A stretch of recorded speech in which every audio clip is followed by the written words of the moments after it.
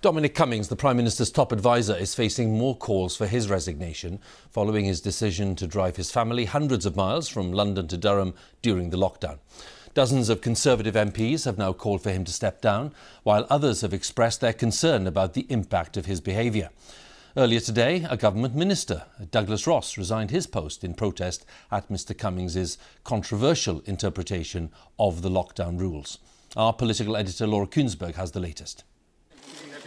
You telling the truth yesterday? Police to keep order this morning.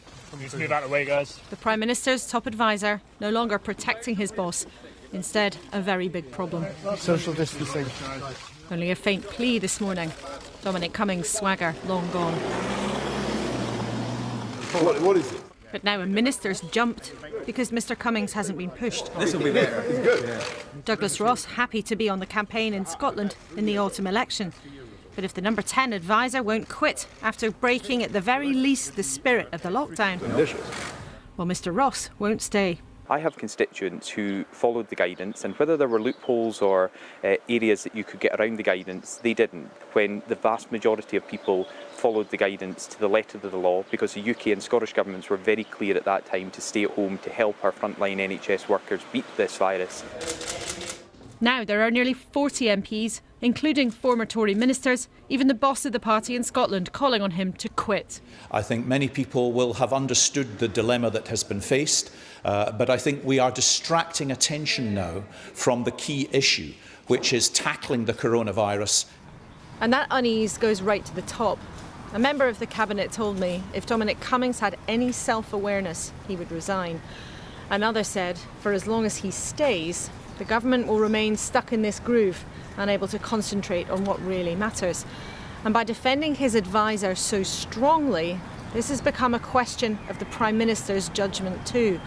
One very worried, very senior figure in the party even suggested Boris Johnson's authority itself is slipping out from under the door.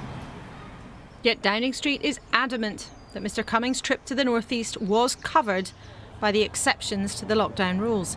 He travelled more than 200 miles to County Durham after his wife fell ill.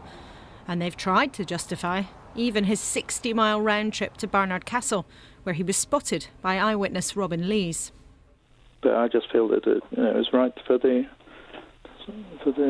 true message, well, what I saw to be in the public domain. I'd seen that. I didn't see that I should keep it to myself. Ministers know the public's concerned, even challenged by a vicar from Brighton on what the implications were. Will the government review all penalty fines imposed on families travelling for childcare purposes during lockdown? That's a very good question. I think, especially coming from a man of the cloth, I think that is perfectly reasonable to take away that question. I'll have to talk to my Treasury colleagues before I can answer it in full. Nearly 40 of your colleagues believe that the Prime Minister's top advisor let the country down and want him gone.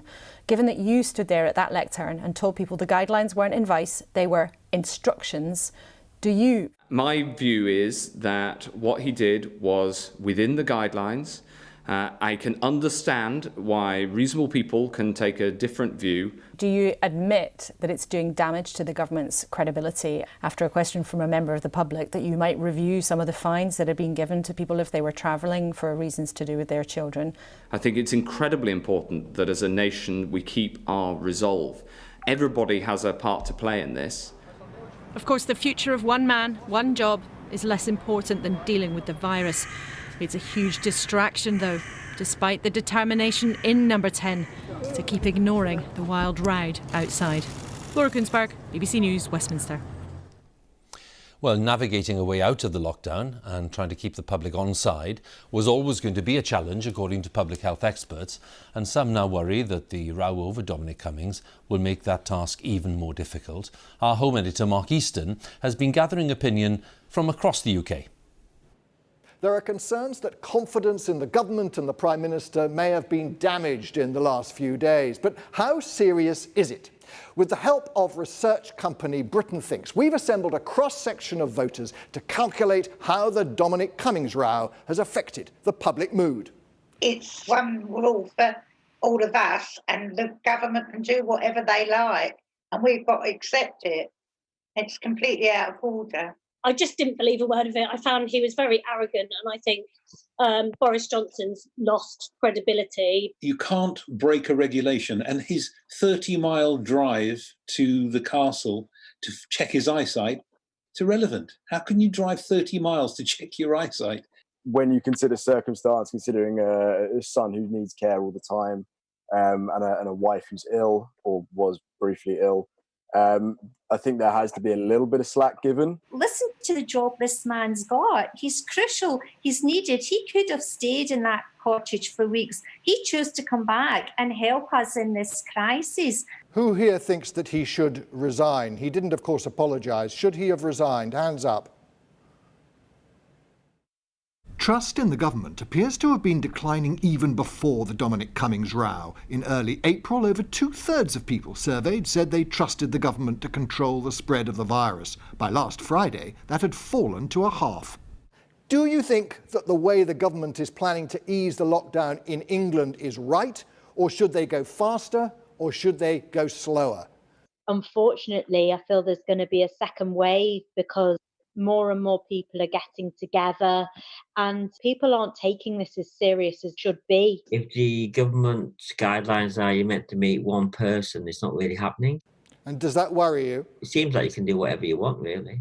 I think they definitely do have to be more certain with the messages that they're putting forward. I don't think that the Prime Minister has any idea on what he's saying and what messages he's trying to put forward. Give it another week, another 2 weeks, see what happens. Don't jump into anything. This is a deadly thing. I would really quite like to go shopping, but I don't want to catch corona doing so. Today's survey suggests more than half of people worry the controls are being lifted too quickly, with just 13% wanting lockdown lifted faster.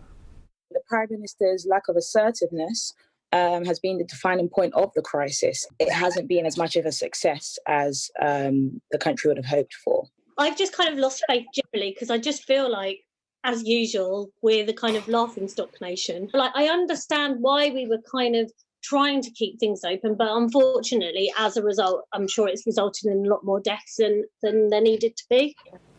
Trust in government matters, and even more so in a crisis. It may, quite literally, be a matter of life and death. Mark Easton, BBC News. Well, let's go live to Westminster and talk to Laura Kuenssberg, our political editor.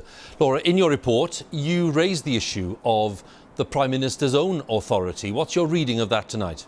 Well, I think this is a very choppy situation, Huw. I mean, 4 different members of the Cabinet have suggested to me today it would be better if Dominic Cummings had already disappeared. There are about 40 Conservative MPs actually on the record going public, even in a difficult environment for them, to suggest that he should quit. Many, many more of them have private, deep unease.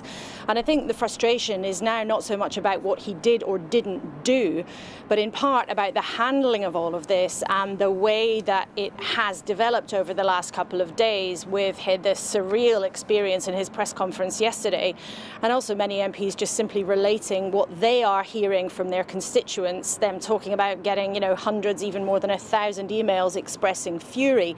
But it says a lot about this administration, that inside the very tight-knit group around Boris Johnson in number 10, they sense that this might actually be them starting to move to the other side of the storm. They hope and believe that perhaps some of the public anger might be starting to fade away. I have to say, some polls that are reported in tomorrow's newspapers don't suggest that that is necessarily the case. But inside Downing Street, there is still absolutely a conviction that the cost of hanging on to Dominic Cummings is less than the cost politically and personally to them would be to see him walk, or if he decided that it was time to resign. But we will see. Tomorrow, Boris Johnson is up for a grilling in front of a group of senior MPs, and I think it's likely that there may well be some tricky exchanges there. But as far as Downing Street is concerned, there is no budging in this moment. But there is also no denying that in this moment of a national crisis, they have been distracted trying to keep up with a fast-moving political crisis that for many people inside their own party is a source of huge frustration, not least because it was very much an own goal by one of their own. Laura, thanks again. Laura Kuenssberg there with the latest analysis at Westminster.